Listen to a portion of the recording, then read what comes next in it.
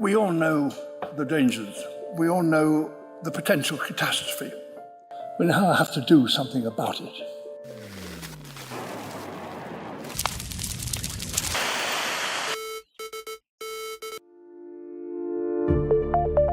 An understanding of climate change and the science behind it can help open doors. Kids sort of see this as a challenge of the future, and I think it might sort of encourage more kids to get into science, to take on the challenge. One of the greatest challenges that we face, and our younger generation are going to have to deal with this, finding solutions. I'm an optimist, but I also firmly believe science and technology are at the heart of our solutions.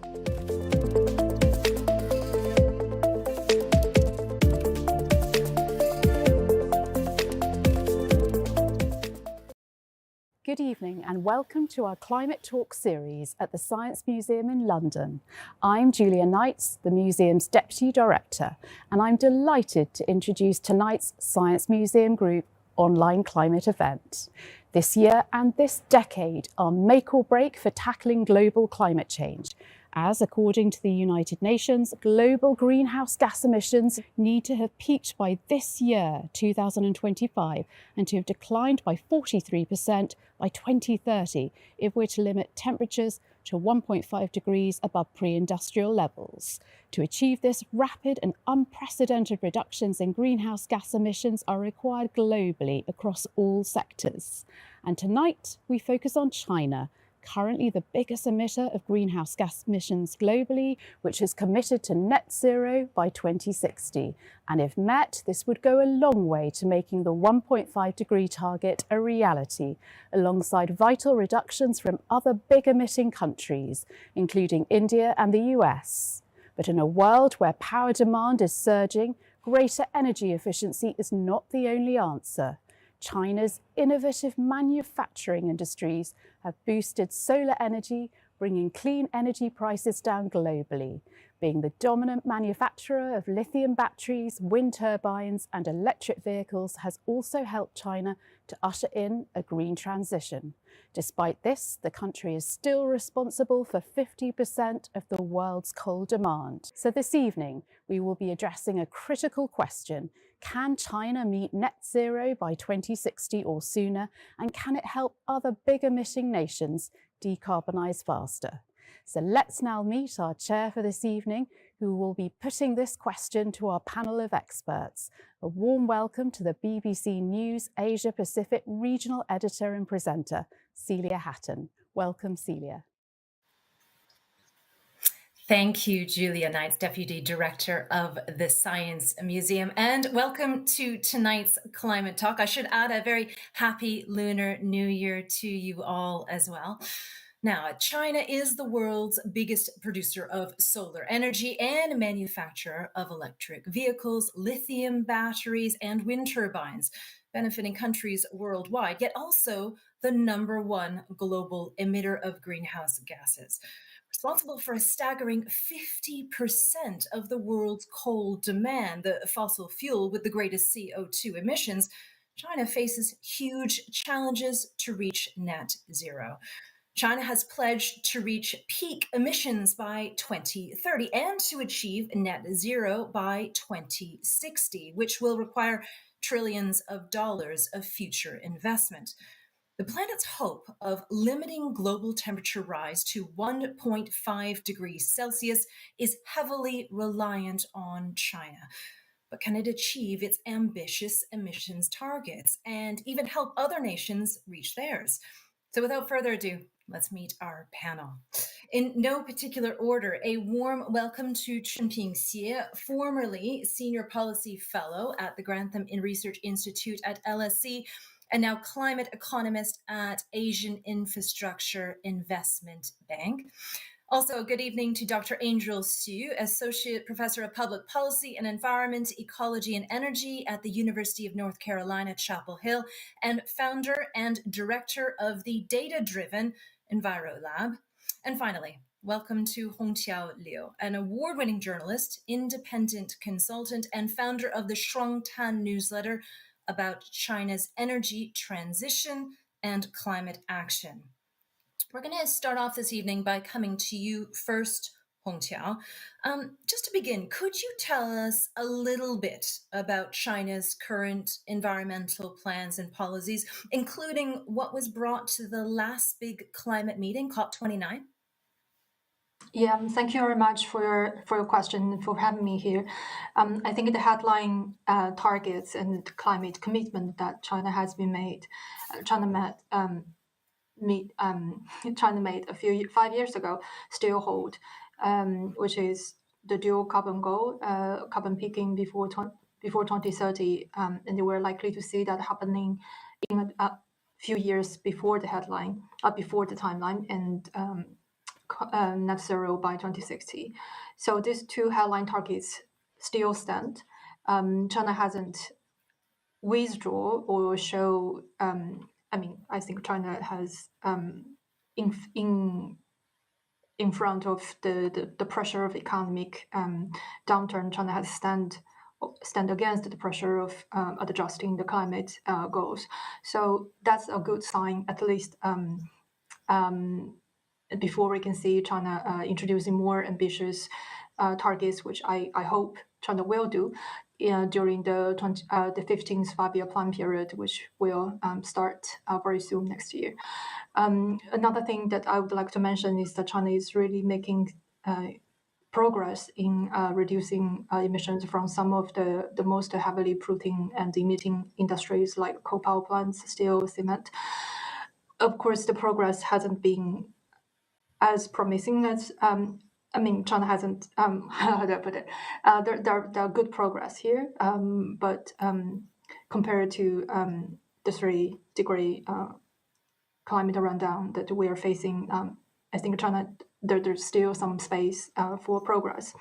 Some of the work can be seen, for example, on the ETS expansion. China launched the world's largest carbon market back in 2021, and in the past few years gradually include more and more like steel, cement, aluminum into the ETS market, continuing showing its commitment and approach and market approach to reduce carbon emissions. I think there are a few more other progresses that worth highlighting. For example, methane emission reduction. China continues to work with countries like the United States to advance the methane reduction agenda. And very recently, China introduced a more stringent policy on coal mine methane emissions, and that is China's largest coal mine methane emission source. The progress that can be also seen on GHG greenhouse gases statistics, what we call monitoring, verification, reporting, and China with this new headline overarching policy of transition from dual control, which is controlled quality, quantity, and also intensity on energy consumption, and transition that to emission control, greenhouse gas emission control. And that's a progress. And that statistical system that China is building since the past 10 years, actually, starting from the initiation of the ETS, is making great progress and quite promising. Maybe I just end with one more thing, is that China is and has been providing billions of climate finance to developing countries, mostly through bilateral, multilateral public finance, etc. And again, all these are progresses. Of course, there are some downsides, which I hope we can discuss as well. I'm sure that was really comprehensive. Thank you. I'm sure there's a few things you touched on there that I'm sure we're going to get to a little bit later. But just for now, how do the plans that you've mentioned or that China has impact how Chinese cities and the people who live in them are navigating the climate crisis? Yeah, of course, China is such a vast country, so it's very difficult to give a very general conclusion or view. But I think still, if I have to, the general assessment would be different provinces, cities, and rural areas, they experience climate impacts differently. Extreme heat, water scarcity, floods, we've seen news headlines of all that in different parts of China.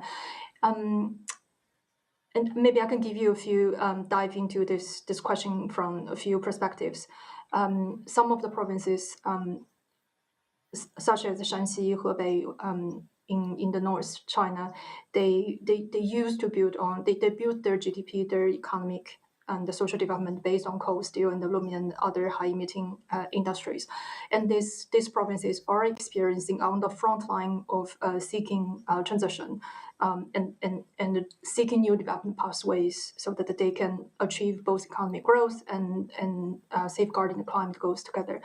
And they do experience more challenge and the pressure in terms of how to balance job security, economic growth, while also reducing bringing down the environmental and the climate impacts of the core industry that they rely on. And also there are provinces who are significantly benefiting from the transition as China navigate, as you mentioned, navigating the climate crisis. Provinces in northwest China, for example, like Gansu province or in the Mongolia, they are home to large-scale wind and solar energy production bases. And very recently, we read this new announcement of the new approval of the mega hydro project in Yunnan province.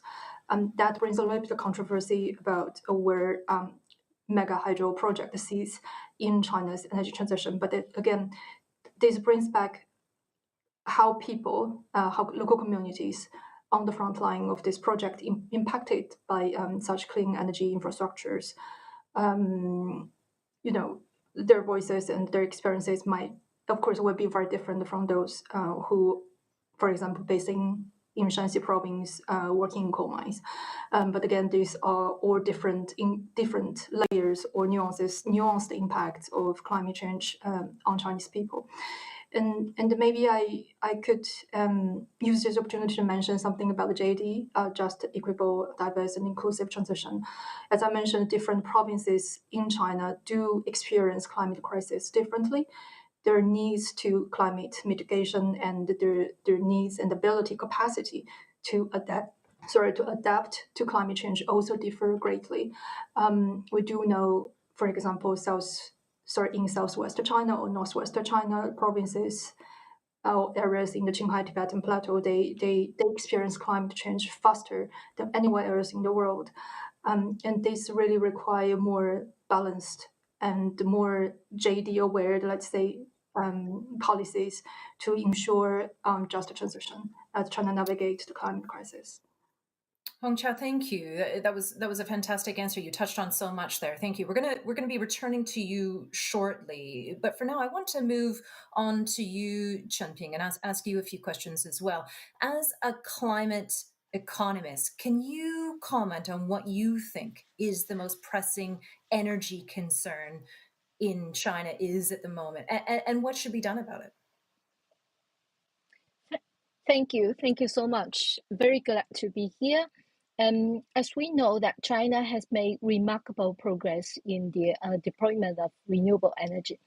By the end of last year, the country's installed wind and solar capacity had reached an impressive 1.4 billion kilowatt, accounting for 42% of the country's total installed capacity. So this achievement surpassed China's NDC targets for wind and solar capacity 6 years ahead of schedule. However, despite this substantial expansion, generation from solar and wind power accounted for only 15% of China's total electricity consumption in 2023. So while this figure is slightly above the global average, it remains notably low considering the vast scale of China's installed renewable capacity. So this highlights the fact that installed capacity does not always translate into actual electricity generation. And the integration of renewables into the power grid has become an increasingly pressing challenge, often referred to as the grid flexibility challenge. So this grid flexibility challenge refers to the difficulty of balancing electricity supply and demand when a significant portion of power comes from renewable sources like wind and solar, which are intermittent and unpredictable. Tackling this challenge requires enhancing grid flexibility through solutions such as energy storage systems like batteries that can store excess energy during off-peak hours for use during periods of high demand. I could go on about this topic for hours, but just to keep it brief, I'll just touch on the key challenges and actions needed for China to address this challenge. So I'll talk about on the hardware side and the software side. On the hardware side, China has a substantial domestic coal supply and a well-established coal power infrastructure. As of 2024, coal still account for like 55% of electricity generation, serving as a balancing source for the grid. However, this heavy reliance on coal for grid flexibility risks creating a lock-in effect, potentially slowing down the transition away from coal. And meanwhile, by the first half of 2024, China's total operational energy storage capacity was only around 100 gigawatt, roughly half from pumped hydro storage and half from lithium-ion batteries. In comparison to the 1,400 gigawatt of wind and solar capacity, significantly more energy storage facilities are needed to support the effective integration of renewables into the grid. And besides energy storage, another bottleneck is the limited capacity of ultra-high voltage transmission lines, or we call it UHV transmission line for short. China's rich wind and solar resources are mostly in the west and north, far away from the densely populated east and south, where electricity demand is highest. So this geographical mismatch makes transmission a major challenge. Although China has invested heavily in UHV lines, the current infrastructure still struggles to handle the growing volumes of renewable energy over long distance. And on the software side, currently in China, electricity dispatch is mainly controlled by the government-set annual generation plans rather than based on market-driven economic dispatch. So as a result, electricity prices do not reflect the supply variabilities or the actual cost of system balancing, such as energy storage. So this weakens incentives for energy storage providers and hinder the integration of more renewables into the grid. And additionally, regional grids are managed by different entities, and the lack of interconnection between regional grids has led to inefficiencies in balancing supply and demand across provinces. And local government, they often prioritize their own generation assets and resist importing electricity from other regions, further segmenting this market and limiting efficiency. So just in short, I think the grid flexibility is a pressing issue that must be addressed to improve renewable energy integration and phase out coal. And success will require pairing these hardware solutions such as energy storage and UHV transmission lines with software improvements, including market reforms and better institutional coordinations. Thank you. Chunping, thank you. A lot to take in there. Thank you. Another question: how does China balance its growing its economy with the need to address climate change? A big question for you there.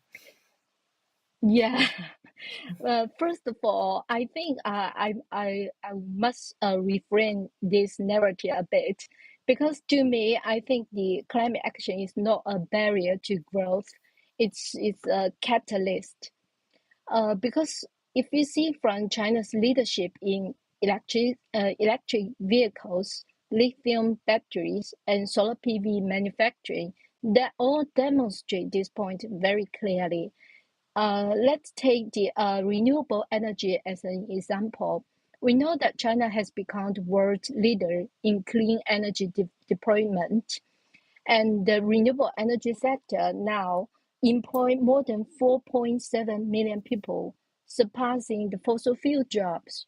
And this achievement is not just about reducing emissions, it's also about creating jobs and boosting technological innovation and opening up market.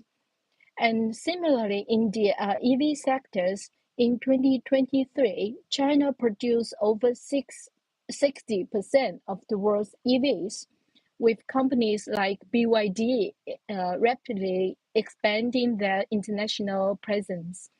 Again, these industries are not just reducing emissions, they're driving export, innovation, and high quality employment.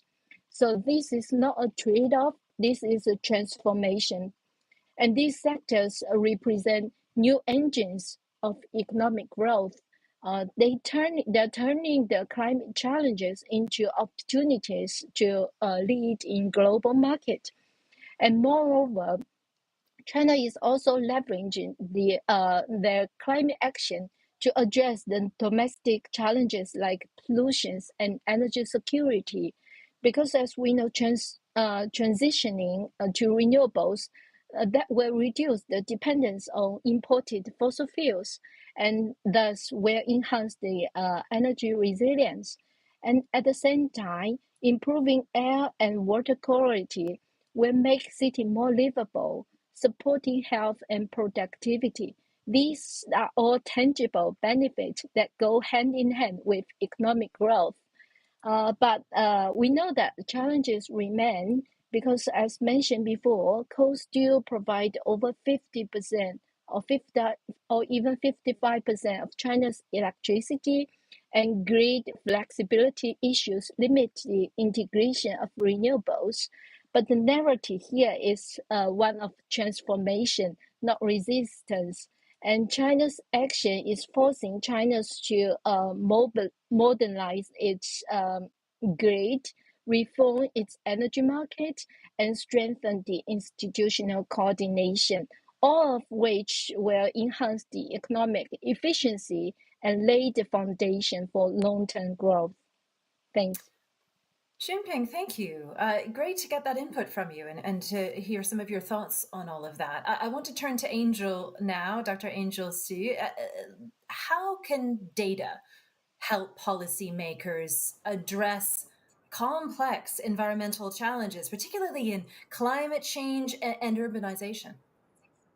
Well, thank you so much, Celia, for that question. And thanks for my co-panelists who did a lot of the heavy lifting for me and explaining the context of China's current energy and climate challenges and solutions. So yeah, to address your question, there's an old adage, you can't manage what you don't measure, and you can't manage well what you don't measure well. And this was actually an adage I took to the Chinese in my first job out of grad school. So I was working at the World Resources Institute on a program called the Greenhouse Gas Protocol that had developed tools and standards for how companies and organizations account for and measure their greenhouse gas emissions. And honestly, it was the only way to get my foot in the door in a very crowded market. China, at that time, this was 2006, so this is dating me a little bit, but they had no national climate change strategy and they had no obligation under the international frameworks for climate change to do anything on the issue. And so what I said was, 节能是减排, or cutting your energy consumption, is actually reducing your climate emissions. And then when they started to realize that data could be useful in helping them to manage their growing energy consumption problem, Chunping talked about energy security being one of these co-benefits of a climate strategy, then they started to welcome me and say, you know what, actually this makes a lot of sense. And so what I realized then is that even though in the business community, there had been long awareness of the need for KPIs, or key performance indicators, the same kind of analytic rigor and the same type of evidence base hadn't translated into the environmental domain. And so we still have major gaps in our understanding of environmental challenges. Where are they affecting people the most? And are our policies and our responses to address them actually effective? So you think about emissions and greenhouse gas emissions, they are long lived in the atmosphere. So how can we then know whether or not the policies that we're putting in place, what China's doing on peaking their carbon emissions or striving for carbon neutrality, how can we tell that those are actually driving emissions and where it really matters? And so that's where I developed my lab, the data-driven EnviroLab, to really think about how we can innovate data to help act as this compass and this lens. So helping us to understand where we are, where we need to be heading, and then what interventions under a microscope lens are actually making a tangible difference. Fascinating. Angel. Now, how do you see the intersection of technology and policy evolving in the coming years to better address air quality and climate change? Yeah, this is a really key question. And I think Chunping talked a lot. I actually 100% agree with her answer about needing to balance economic growth and climate, and the fact that they actually don't need to be at odds. China is the perfect case study. And it's been really interesting because other countries, including the United States, and you have countries in Southeast Asia and East Asia that are trying to emulate this model where you really have technology and industrial policy at the core of a climate change strategy. And then it yields all of these co-benefits. You get economic growth, you get these reductions in air pollution that Hongqiao also mentioned. In many different parts of China, you're addressing climate change impacts, including floods, extreme events, changing monsoon patterns, heat stress, all of these things. And so I think what we've seen is that China has really done this quite well. They've centered technology at the heart of the solution, saying we're going to actually be the provider of technologies like electric vehicles and batteries and wind turbines and solar PV. Now, I think the latest stat is something like they produce half of the world's electric vehicles, more than 80% of the world's solar panels, more than 70% of the world's wind turbines. People don't talk about the solar water heaters. That's one of my favorite technologies. 99% of them are actually produced by China. And so in terms of electric buses, I mean, it's incredible. And so they've really thought about how to center that as part of their strategy, and they've made those technologies cheaper for the rest of the world. And I think that's a really important part to emphasize when it comes to China's impact on the climate. It hasn't just been domestically, but also globally. So they have single-handedly driven down the cost of solar PV by about 85% in the last 15 years. And similar in terms of onshore, offshore wind, we're seeing that those technologies are now half of what they were because simply China has invested enormously in producing these technologies and making them cheaper for the rest of the world. And I'll just leave with one more technology that I think China is also leading in and is really going to revolutionize our ability to address climate and air pollution. But I think that there's still some potential trade-offs as well, and that's, of course, AI. I'm sure everyone has heard about DeepSeek. And so that's a Chinese AI company that has essentially developed a generative AI model that is competing ChatGPT and Gemini from the US with about a sixth of the resources. It's more energy efficient, so it consumes less energy and produces less carbon emissions. And I think that that's really going to be incredibly transformative. But at the same time, I think this is an area where China really needs to be careful. So Chunping also talked about the fact that China's energy demand is a continuing problem and challenge for China to actually meet its climate change goals. So I was looking at the numbers, and it seems like last year in 2024, China's energy demand actually grew by 5%, as much as its GDP did. And a lot of that was actually due to the growth in data centers because they are trying to be this leader on AI. And so these technologies are incredibly data hungry. They require data centers. And so if China is really going to continue to utilize these technologies to help better predict traffic patterns, to reduce congestion, to try to better manage its grid, Chunping talked about needed for better managing the electricity grid and better to balance demand. All of that is going to rely on this AI technology and these smart technologies. So I think China is really going to need to think about how they can actually increase the amount of renewable electricity, as Chunping mentioned, and they're doing that. They're meeting all of these targets they're exceeding. They're also building a lot of nuclear as well. But then at the same time, they have to think about how they can make these data centers, these technologies more efficient. And I think DeepSeek gives us a really good indication that they can do that and they can really be a leader in the space. So that's one area where I'm very excited to watch. But I think that we have to proceed a little bit with caution, because we have to really also call out and pressure governments and companies to think about the sustainability impacts of these technologies that they are developing. And the same goes with EVs. There's been a lot of talk about supply chains, critical minerals, et cetera, that can be very environmentally damaging when you mine them. So yeah, I would just leave my response to there. Angel, thank you. Some really incredible examples and some facts mixed in there. So thank you for that. I'm going to turn the discussion back to the whole panel with some questions aimed at all three of you. Now, these questions will be asked to specific speakers, but if any one of you wants to jump into the conversation, just give me a little wave and I'll know to come to you as well. So let's get to our first general question. What factors do you think have contributed most to China's success with solar energy, and how can other countries learn from China's approach? Chunping, let's start with you on that one. Thank you, Celia. I think Angel has talked a lot on how China is making all these amazing new technologies cheaper and not just benefiting for its own, but also benefiting all countries. And maybe I just follow up with that. And I mean, on this particular solar example, maybe I'll just would like to focus on 3 points that I think is are very important to underpin this success. So one is policy, and second is innovation, and third is scale. So starting with a strong policy commitment and government support, because I think this is China's rise as a solar powerhouse is a result of decades of strategic planning. So it's not just something like happening very suddenly, because since the 2000s, China embedded the renewable energy into its 5-year plan. And since that, it creates stability for investors.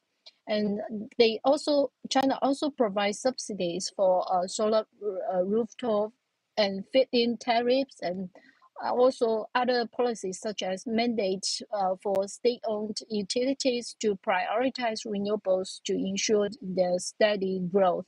So that's the policy point. And then second, innovation. We know that China has consistently funded innovations to improve the efficiency and durability for the solar technologies, allowing its companies to remain competitive in the global market. And partnership between the universities, research institutes, and also the private sectors have also accelerated the pace of this advancement. And then finally, the economies of scale, because driven by this strong policy support to boost the domestic demand and also continuous technological advancement that enhance the efficiency of the PV supply chain, China's PV industry has successfully achieved the economics of scale, which is very important, enabling large-scale economic production and also rapid capacity expansion. Also, the rising global demand for renewables aligns with this China's production capacity. So creating a reinforcing cycle of growth and cost reduction. And then what can we learn from that? I think the lessons are clear. First, we need very strong government support that send out a very clear signal to the market and to provide a long-term stable policy framework to attract the investment in renewables. And then secondly, R&D investment are essential to localize and improve the renewable technologies. And then third, I think it's countries need to collaborate. I think this is a very important point to emphasize, because we need to leverage this shared knowledge and economics of scale so that the new technology can benefit us all. I'll just stop here. Thanks. Chunping, really interesting points there. Hongqiao, Angel, anything to add there, or if not, I can move on to the next question. Hongqiao, I'm wondering if maybe we can turn to you actually, because we haven't heard from you in a little while. We need to get some thoughts from you as well. I wonder if we can think about back to COP29 again. One of the main goals of the COP29 was to improve cooperation between countries to achieve a better transition to green energy. How can China work together with other large countries and emitters, such as the US and India? Yeah, great question. Everybody's asking this question: how can China work with other large countries and emitters more and more frequently and more deepening the conversations? Yeah, this is getting more and more challenging these days. Of course, with the Chinese so-called U.S.-China rivalry going on and a lot of geopolitical escalations. I think from the China side, Chinese government has shown its commitment and concrete. Let's say, as I mentioned earlier, China holds up to its promise on climate targets. So that's a good sign. But again, this doesn't. None of the cooperations can come from one side. I guess maybe Andrew can lean in on the U.S.-China part, with India and other developing countries, big emitters like Indonesia, the Philippines. China obviously can continue deepening conversations on coal transition, how to deal with how to phase out coal and other high emitting industries. And I think climate finance is always and has always been a key area of collaboration between China and other southern countries. So that on that front, I think China has done its part, and China should continue and renew its commitment and also actions in Dorbis, of course. And I guess there's one other country that we'd like to highlight, more of a region, the European Union, with the U.S.-China rivalry and the geopolitical escalations.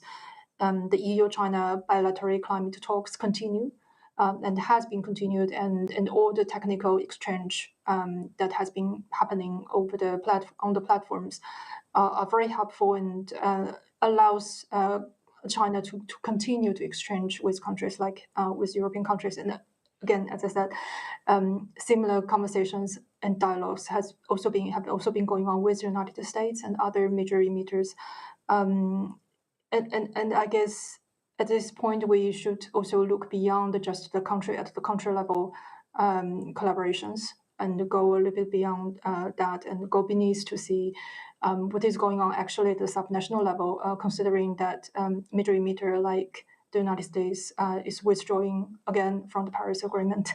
And I think that I would actually invite Angel to comment a little bit on that. Yeah, Angel, please jump in. Yeah, go ahead. Please give us your thoughts. Great. Okay, yeah, I agree with what Hongqiao mentioned. At a time that couldn't be more critical, we have a narrowing window to try to close the emissions gap, and we saw that global temperatures exceeded this 1.5 degrees Celsius benchmark over pre-industrial levels for the first time globally on average. And so I think the indicators are pointing in a dangerous direction. And so, yeah, of course, I think that now, and what we saw during Trump's first administration between 2016 and 2020, that bilateral engagement between US and China just came to a complete standstill. So I don't think we can expect that much between the two national governments. And we certainly saw that during that first time period. But the area that I'm very hopeful in, and I think will continue to sustain collaboration, is exactly as Hongqiao said, at the subnational scale. So this is actually a very active part of my own research agenda, is trying to understand the ways in which subnational governments, so I'm talking about city mayors and state level governors, and so the Chinese counterparts would be the large municipalities or even smaller tier 2 cities, and the provinces can actually continue to cross exchange and to work together. So during the 2016 period, right after Trump withdrew the United States from the Paris Climate Agreement, which again is the only globally comprehensive climate deal that we have, immediately you had a upwelling of these governors from the US and city mayors, universities, businesses that said, no, wait a second, we are still in the Paris Agreement.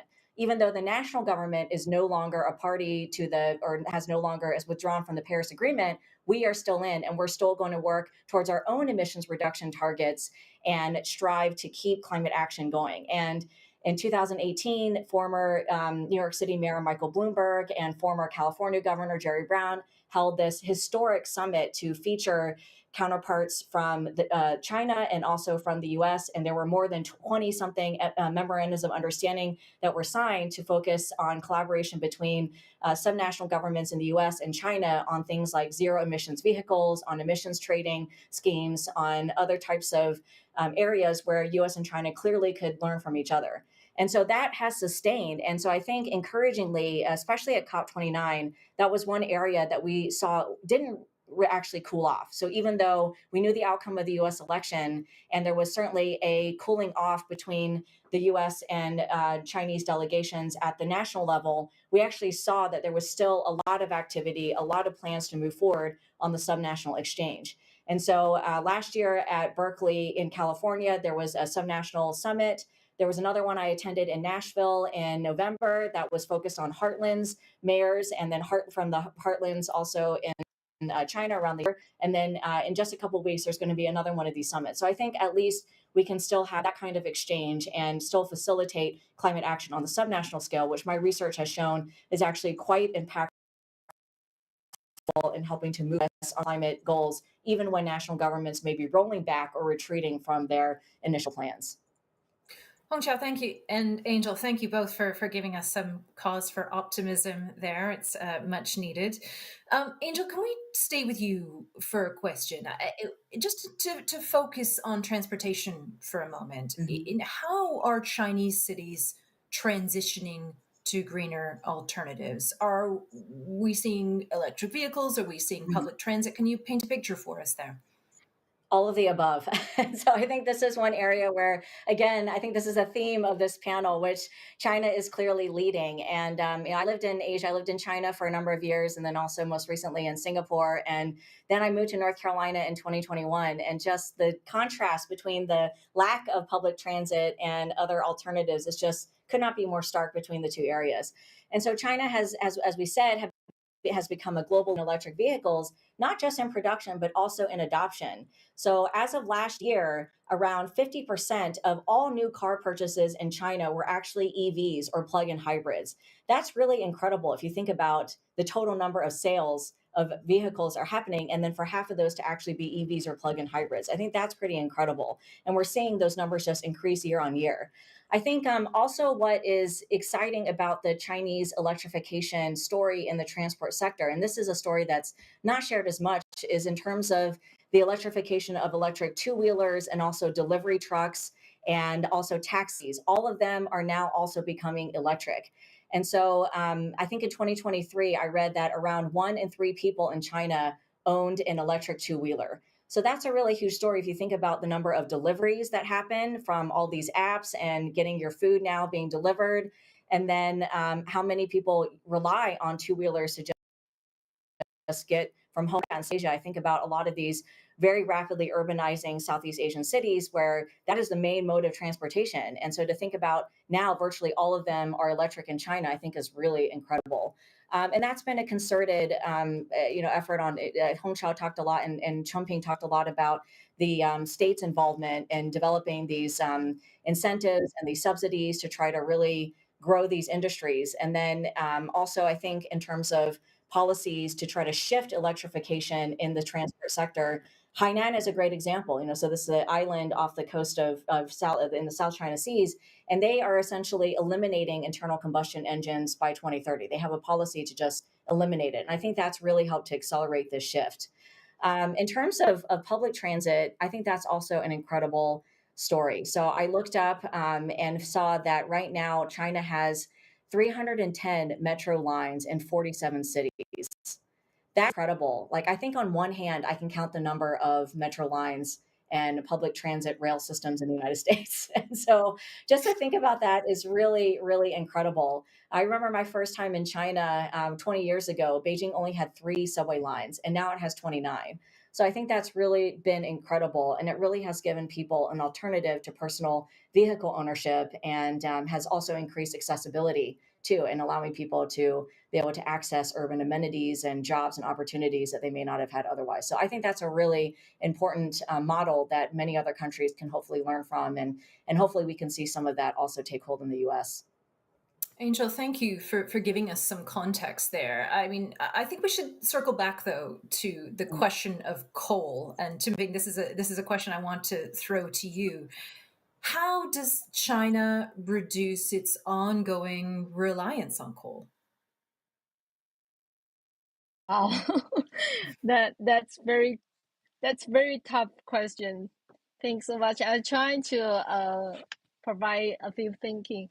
I mean, seeing from what China has been doing, I mean, we can see that China is absolutely very rapidly expanding its renewable energy capacity. As I mentioned earlier, as of 2024, its installed wind and solar capacity already reached 1.4 billion kilowatts. That accounts for nearly 50% of the global total. So this aggressive scaling aims to gradually replace coal as the primary energy source while meeting the growing energy demand. But and then secondly, energy storage systems are being developed to address this intermittency of renewables. And China has also made substantial investment in technologies such as lithium-ion batteries and also pumped hydro storage, ensuring the grid stability and enabling greater integration of renewable energies into the power system. And in addition, China is implementing stricter environmental regulations and emission trading schemes. Like Hongqiao mentioned, China has the largest ETS, the emission trading schemes, which are gradually making coal less competitive. A national target to peak carbon emissions by 2030 and achieve net zero by 2060 also are providing clear guidance for those efforts, signaling a long-term commitment to reducing the reliance on coal. So that's the main steps that China has been doing to reduce the reliance on coal. However, as mentioned also by others, significant challenges remain. While many of these have been discussed, I also still want to emphasize the critical importance of the ensuring a just transition, which has been discussed by Hongqiao previously. Because in China, some provinces, they rely very heavily on coal for jobs and economic stability. So making it essential to address the social and economic impact of reducing the coal consumption. So these will require targeted support for coal-dependent regions. For example, through the economic diversification strategies to find some alternative industries, retrain the workers, and also investment in other green industries. I mean, only by creating these alternative pathways for growth and employment, China can mitigate the disruptions caused by the transition away from coal while fostering a more sustainable and equitable energy future. Yeah, I'll stop here. Chunping, that's a fascinating answer. Thank you. Unless Angel or Hongqiao, you want to jump into that, I'll move on to another question that I've got. Hongqiao, it has to do with an article that you co-authored for your newsletter, and you talked about what another Trump presidency would mean for China and for the climate. I wonder if you can expand on that a little bit tonight and tell us more, and then maybe we can hear from Angel as well on it. Yeah, thank you for that question. So in that article, I invited a few leading experts on U.S.-China or China climate policy to share their views on the Trump 2.0. At that time, we haven't heard about the the election hasn't confirmed yet, but now we have to face the reality that Trump is coming back, and all the very sad predictions about Trump, U.S. withdrawing from the Paris Agreement just happened last week. So I guess to give the audience a little bit of a general view, I think most of the analysts shared the same view that this is bad for not just the U.S. in terms of achieving its own climate targets, which by the time that U.S. withdrawing from the Paris Agreement, they wouldn't hold. It will be bad for the planet, as we are as Chunping and Enjoy repeatedly mentioned, that we are really facing climate overshoot, and this is not good news at all for the planet, for anyone living on the planet. But more specifically, I think in terms of U.S.-China relations, climate diplomacy, this highlights more and more the subnational conversations, dialogues and endeavors to keep both countries on track of its own climate actions. And the other thing that we found, and I think most of the analysts shared, is that the impacts, of course, go beyond just the U.S., China, or let's say the planet as at large. More specifically, the U.S. The new Trump presidency will have more ripple effects. Its climate trade and economic policy will have more ripple effects in the global south, in developing countries. Signs like cutting aid, climate-related capacity building, and the climate finance, and this will create this leadership world, which if China can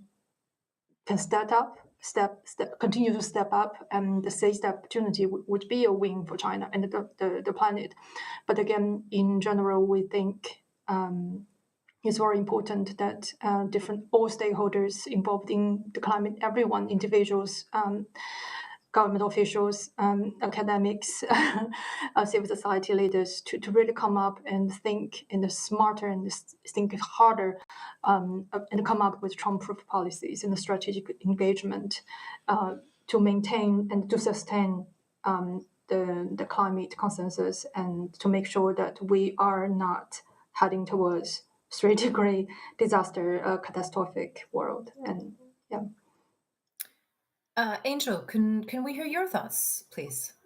Yeah, I mean, I was just hanging on Hongqiao's every sombering word, because I agree with her 100%. I mean, it's really been devastating. And Trump's inauguration last week, I was sharing with you that last week was incredibly hard for someone who's a climate change policy researcher. And we're in limbo now because we don't know what's going to happen with our research grants. And I think that this is going to be a devastating blow for climate change researchers like myself, who really want to bring best science to not just the US government, but to other governments around the world in terms of what we should be investing in, and how our policies are effective, and where there are areas where we can pick other low-hanging fruit and really try to move the needle, and, as Hongqiao mentioned, to avoid overshoot. And I think that's going to be really incredibly challenging for us when we don't have resources to do that, to actually to do the science that we need to do in order to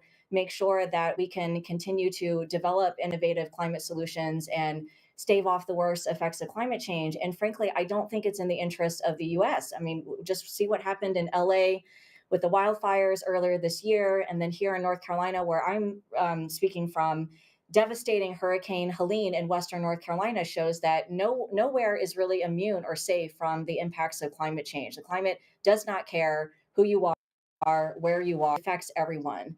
And so I think the one glimmer of hope, as I mentioned, is that we will still be able to have these subnational exchanges, which frankly, during COVID, it was incredibly difficult to have very frank and open person-to-person exchanges with Chinese counterparts. I found it really difficult. I had a couple of projects that we had underway before COVID that were really put on pause because of the COVID-19 pandemic. And simply even having Zoom conversations with colleagues was very difficult to share information and to collaborate. And back in 2023, that was my first time back to China, when I normally go several times a year. I teach classes on China and I take students every single year. And I hadn't been able to do that since 2019. And I noticed immediately just the warmth and the openness of Chinese counterparts and colleagues really wanting to pick up where we left off and to collaborate. And it felt like we were just getting back into that mode after post-COVID, when now we have this hugely devastating just series of policies that have been handed down by the Trump administration that affect our work. So I think it's going to make collaboration incredibly difficult, especially if we don't have the resources to actually collaborate and work with Chinese colleagues on climate change. And as Chunping mentioned earlier, this is a global problem. We need to have everybody putting all of their effort that they can. It's all hands on deck it's a problem. And so we all need to be doing as much as we can if we want to stave off the most dangerous effects of climate change and the climate crisis. And frankly, it's now becoming even more challenging to do that. So I think probably like one potential bright spot is that, there could be some examples of some corporate or commercial interests. Like I'm thinking about carbon capture and sequestration technologies.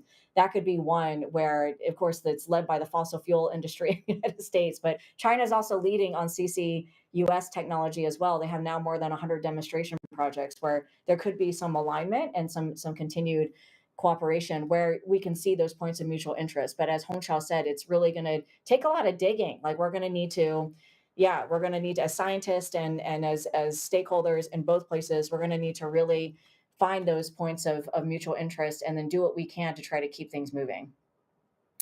Well, Hongqiao, thank you for starting off with your thoughts there, and Angel, thank you. I'm sorry to hear about the impact that this has had personally on your work, and of course, we're all hoping that you're going to be getting some good news about those grants, and other climate scientists are going to be getting similarly good news. Let's hope for that. Chunping, I want to throw the conversation back in your direction again. And just to go back to last year's COP29 again, China gave details on the amount of financial aid that it is willing to provide to developing countries. What do you think of this move? Yeah, thank you so much. I have to say I really enjoyed the conversation on the need for global cooperation on this critical issue of climate change, and back to this China's commitment on the COP29. I think China's financial commitment to developing countries is a commendable step forward. And this pledge, they reinforce the South-South cooperation indeed. And this pledge recognizes the principle of the climate justice, acknowledging that while developing nations contribute the least to the climate change, they bear the brunt of its impact. So China's support also reflects its responsibility as a major global emitter, but also a leader in the energy transition. However, in my opinion, the success of this initiative will depend on the transparency and accountability in how the funds are allocated. And in my opinion, I think through collaborating with organizations such as the UNFCCC to audit and monitor the project, as seen in the Chile-China Solar Partnership, can ensure this accountability. And this level of oversight not only builds trust, but also will ensure that the intended outcomes, such as building resilience and advancing clean energy adoption, are achieved. Because ultimately, this pledge isn't just about money, it's also about fostering equity. So by aligning with global frameworks and local needs, China can turn this finance into a bridge for shared climate resilience. So this is the point that I would like to emphasize. Yeah. Chunping, thank you. If Hongqiao or Angel, anything to add to that point that Chunping has just made? Okay, I'm gonna throw out a question for all three of you. I'm hoping each one of you can give me an answer to this one. Hongqiao, I'll go to you first for the answer, if you don't mind. In your opinion, what is the biggest barrier to China achieving meaningful environmental policy changes at local, at national, and at global levels? That's a very challenging question. I don't even know where to start. I guess I can only pick tackle one level if you need to. Yeah, I guess I can. Yeah. Given the time constraints, I think I can only tackle the local level part. Okay. As I mentioned, and as my co-panelists mentioned again and again, China has been making great progress, and I also mentioned again the political will, the political consensus is still there. So the biggest barrier to implement, to make sure that those those targets, those great plans, for example, the N+1 plans are implemented at the local level. That requires a lot of maneuvering of power and alignment of expectations, and some of those involving, for example, reforming or introducing new criteria to evaluate local officials' performance, and all that require governance innovations. And I guess that I wouldn't say that as a biggest barrier, but I would rather frame it as an opportunity, as part of China's ongoing social, political, and economic reform. And I guess if I can add one sub point, would be, China has made sure, has already announced its plan to establish a unified, centralized market for power, for either power generation and for many other things. And that is really an opportunity that China can seize to make sure that its high level, national level climate pledge can use, China can use that as an opportunity to advance a lot of reforms on that front. Really interesting to hear about the dynamics at the local level there. So thank you for illuminating that for us. Angel, can I toss that same question to you? What do you think is the biggest barrier to China achieving meaningful environmental policy changes? So you can pick one: local, national, or global levels.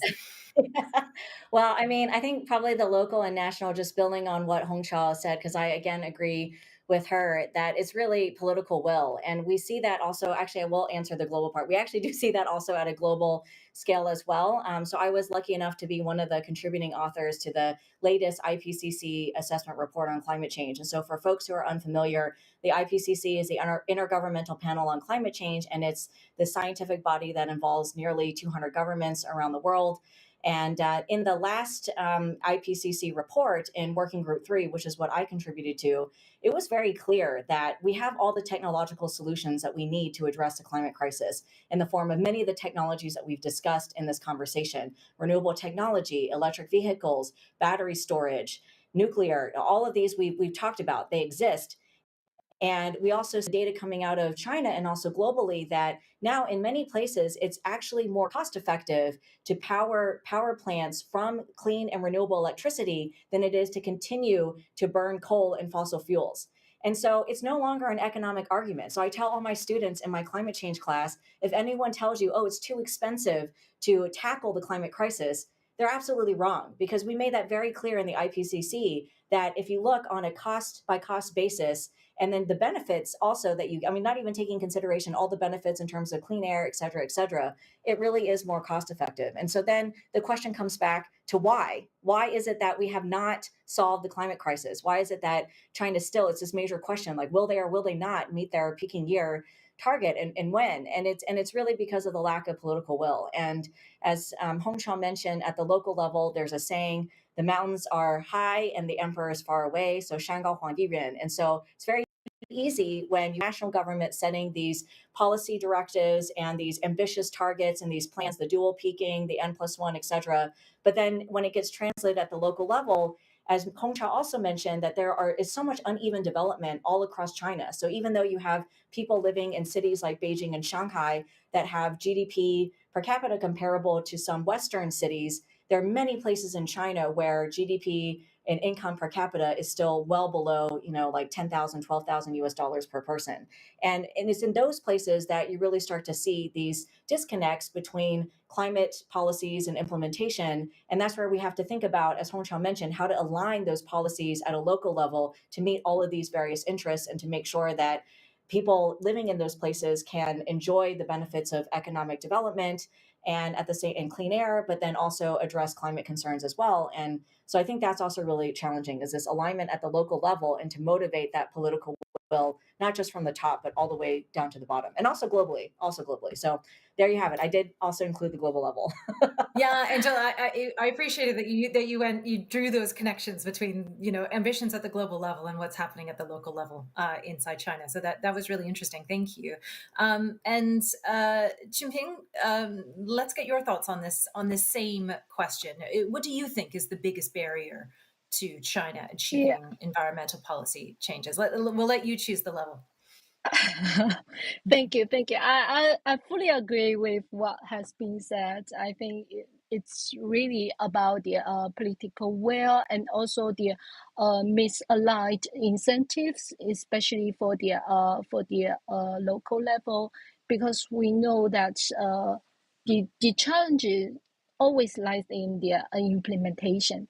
So how to incentivize these provinces to align their local priorities with the national environmental goals, especially for those provinces in China that are reliant on coal and heavy industries.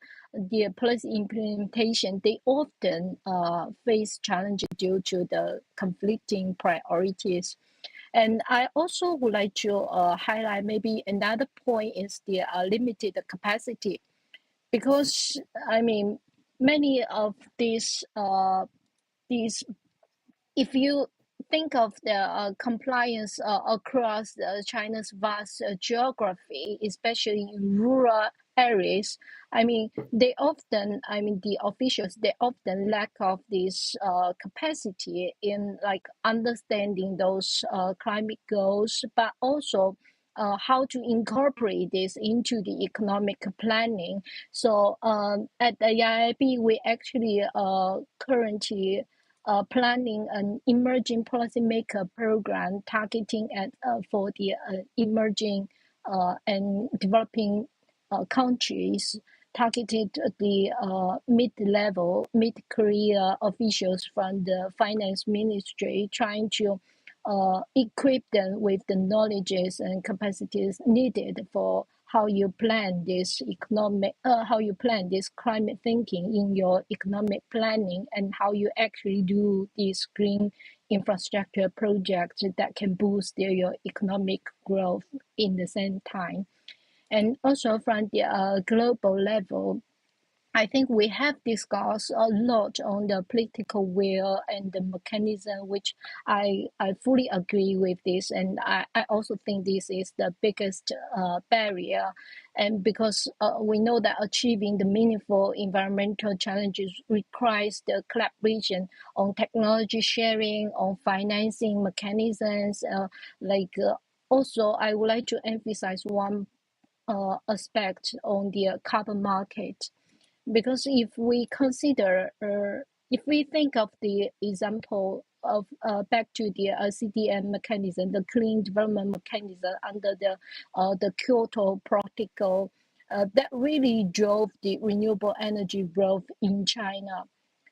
But now, unlike the political will at that time of the CDM, today's voluntary carbon market, they lack the similar level of global political coordination. So currently, the fragmented standards and limited connectivity between markets, they really hinder the scale up of climate finance and cross-border renewable investment.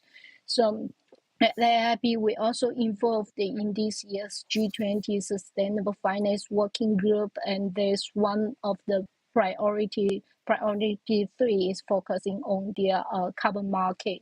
So we are currently trying to see if we can play a role in identify different countries, what are their barriers and challenges, and how we can play a role in kind of enhance this connectivity across countries, so that they can have a meaningful cooperation in this area. And we're very glad to see the announcement on Article 6.4 at the COP29, and hopefully can see some advancement in this area. Yeah, thanks. Okay, Chunping, thank you. Thank you for taking us through that.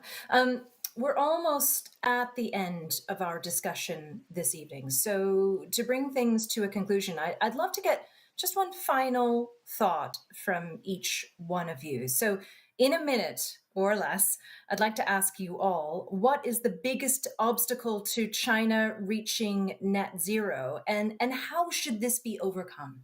Hongqiao, if you'd like to go first. Yeah, thank you very much. I really enjoyed the panel, and I will try to keep my answer in the next in 40 seconds. I think I only have 40 seconds left. I wanted to say political will, but the things we've already repeatedly mentioned, the importance of political will, I wouldn't repeat that. And here I think I would like to point out finance, and not just the South. Global South needs finance to transit.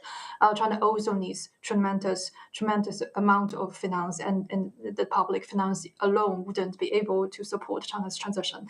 So mobilizing more private finance, a more innovative way to mobilize finance, and mobilize finance not just come from domestically, but also from international finance market would be an obstacle. And again, as I said, I would like to frame it as an opportunity for China to achieve its net zero goals. Pass it to you.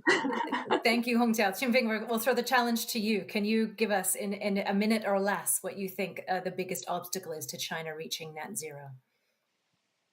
Yeah, sure. I fully agree that finance is super important. And to me, I think I perhaps would also focus on the green flexibility and reliance on coal. We really need to phase out coal.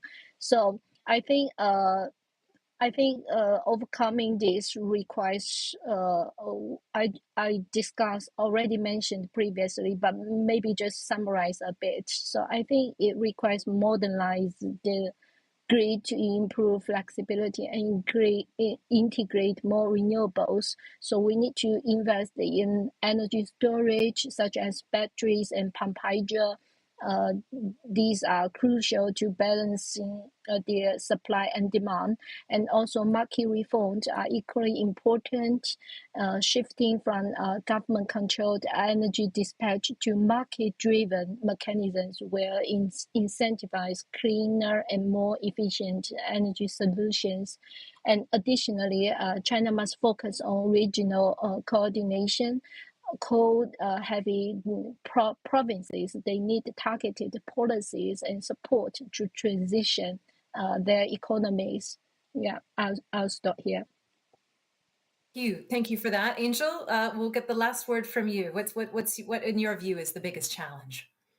It's a blessing and a curse because Hongqiao and Chunping already took my top 2. So I'll say my number 3 probably be on the energy demand side, because we've talked a lot about supply side solutions, technology and renewables, but I think increasingly important is going to be to manage China's demand and energy demand. So we saw last year that energy intensity is actually not going down after several 5-year periods where we saw decreases in energy intensity. So I think how China can actually manage its energy demand given urbanization and increasing demand for energy from data centers and AI and a lot of these green technologies that are being used to address climate. So to me, I think that would be the number one thing, how they can try to curtail consumption, improve efficiency, and overall better manage demand so that they can quickly transition and achieve their carbon neutrality target as soon as possible. Jill, thank you. And what a brilliant final answer from all of our speakers there. There's so much to talk about. No exaggeration, we really could go on all evening. But that does bring us to the end of tonight's Climate Talk. Thanks to a brilliant panel of speakers for joining me tonight. And thank you for all at home for joining in. This has been the last Climate Talk before a short break in the series. But the climate emergency is not going away anytime soon. You can expect climate talks to return in the near future to share insights from more expert speakers from across the globe. And don't forget, you can check out all the previous talks in the series by visiting the Science Museum's sustainability webpage. If you'd like to join to support the Science Museum Group across all 5 of their museums in the UK, which are free to visit and aim to inspire the next generation of scientists, technicians, engineers, mathematicians, and medics, you can find a link to make a donation in the description below. So it leaves me to say a final thank you to our speakers, Hongqiao, Chunping, and Angel. And from me, Celia Hatton, a huge thanks to all of you for joining us this evening, and a very happy Lunar New Year to you as well. Good night. Bye-bye.